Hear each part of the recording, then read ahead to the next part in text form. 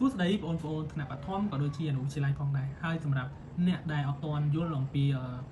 ប្រភេទក៏យើងអាចមើលបានដែរបាទហើយការបញ្យល់វាមិនមែនល្អឥតខ្ចោះទាំងស្រុងទេប៉ុន្តែនេះគឺជាគន្លឹះខ្លះៗដើម្បី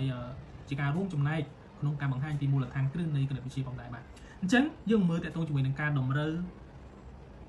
នៃប្រភេទខាងក្រោមតម្រូវភាគបែងបាទតម្រូវភាគបែងនៃប្រភេទខាងក្រោមបាទអញ្ចឹងខ្ញុំសរសេរនេះគឺវារៀងខុសបន្តិចបាទអញ្ចឹងខ្ញុំចង់តម្រូវភាគបែងពាក្យថាតម្រូវភាគបែងមានន័យថាធ្វើយ៉ាងណាឲ្យភាគបែងនឹងវាដូចគ្នាបាទអញ្ចឹងខ្ញុំមាន1ភាគ2ជាមួយនឹង2ភាគ4ខ្ញុំចង់ធ្វើឲ្យភាគបែងដូចគ្នាតែខ្ញុំអត់ចង់ធ្វើឲ្យភាគបែងដូចអាតូចទេប៉ុន្តែខ្ញុំចង់ធ្វើភាគបែងនេះឲ្យវាដូចលេខ4នេះបាទបានន័យថាខ្ញុំចង់ប្រែប្រួលពី2នេះឲ្យវាដូចភាគបែង4អញ្ចឹងក្នុងន័យនេះគឺខ្ញុំធ្លាប់បានបញ្យល់កាលពីវីដេអូដំបូងហើយគឺយើងត្រូវយក2នេះទៅគុណជាមួយនឹង2បាទអញ្ចឹងខ្ញុំសូមសរសេរកន្លែងនេះខ្ញុំអាចសរសេរបានថាស្មើជាមួយនឹង1ភាគ2នេះបាទបានន័យថាគុណនឹង2កាលណាគុណនឹង2នេះលេខ1នេះក៏គុណនឹង2ដែរអញ្ចឹងវាស្មើទៅជា2ភាគ4បាទអញ្ចឹងយើងឃើញថា1ភាគ2គឺស្មើជាមួយនឹង2ភាគ4បាទអញ្ចឹងយើងអាចសរសេរប្រភេទថ្មីផ្សេងទៀតដែលមានភាគបែងស្មើគ្នាគឺ2ភាគ4នេះនិង1ភាគ4បាទយើងឃើញថាប្រភេទដែលយើងបង្កើតថ្មីនេះបានន័យថាអានេះ2ភាគ4នេះគឺជាប្រភេទ1ភាគ2ហ្នឹងឯងនេះបាទ2ភាគ4នេះណាបាទគឺជាប្រភេទ1ភាគ2ហ្នឹងហើយប៉ុន្តែយើងចង់បំលែងឲ្យវាមានភាពបែងដូចគ្នាអញ្ចឹងវាមានភាពបែងដូចគ្នាបាទតាមអ្វីដែលយើងចង់បានឥឡូវអានេះវិញ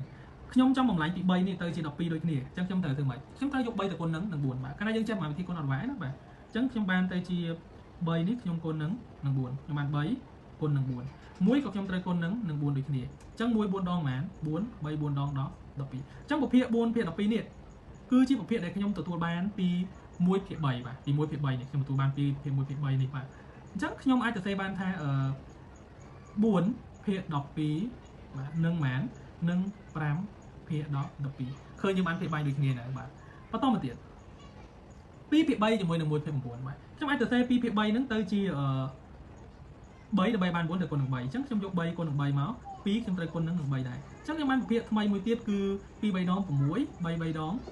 9បាទហើយបានន័យថា6ភាគ9នេះគឺជាប្រភេទដែលខ្ញុំទទួលបានពី2ភាគ3បាទទទួលបានពីប្រភេទ2ភាគ3នេះអញ្ចឹងខ្ញុំអាចសរសេរប្រភេទថ្មីមួយដែលខ្ញុំទទួលបានភាគបែងថ្មីណាបាទគឺ6ភាគ9និង1ភាគ9អញ្ចឹងយើងឃើញថាភាគបែងដូចគ្នាហើយដូចគ្នាបាទអញ្ចឹងបើយើងចង់បូកប្រភេទដែលមានភាគបែងខុសគ្នាយើងគ្រាន់តែធ្វើបែបហ្នឹងបាទយើងធ្វើបែបហ្នឹងទៅគឺបានហើយធ្វើឲ្យភាគបែងវាដូចគ្នាបាទអញ្ចឹងនៅសល់2លំហាត់ទៀតសង្ឃឹមថាបងប្អូនអរគ្នាអាចដោះស្រាយខ្លួនឯងបានបាទយើងមាន7ភាគ7ជាមួយនឹង3ភាគ14ហើយ6ភាគ7ជាមួយនឹង1ភាគ49អញ្ចឹងសង្ឃឹមថាបងប្អូនអរគ្នាអាចដោះស្រាយលំហាត់ដែលនៅសល់2នេះបានបាទធ្វើយ៉ាងម៉េចឲ្យភាគបែងវាដូចគ្នាអរគុណច្រើនបងប្អូនអរគ្នាជម្រាបលាហើយយើងជួបគ្នានៅវីដេអូក្រោយទៀត